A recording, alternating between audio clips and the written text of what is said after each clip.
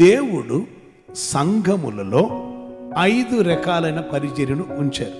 అపోస్తలిక పరిచర్య, ప్రవక్తల పరిచర్య, సువార్తికుల పరిచర్య, కాపరి పరిచర్య, బోధకుని పరిచర్య. ఇంకా నువ్వు క్లారిటీగా చెప్పాలంటే దేవుని సైన్యం, దేవుని సైన్యం, సైన్యములకు అధిపతి అయిన దేవుని యొక్క సైన్యం, పరిశుద్ధ సైన్యం, వేరుపరచబడిన సైన్యం అన్ని వీధుల ఫిట్, స్ట్రాంగ్, ట్రైన్డ్ అని వీధిలో రావాలి.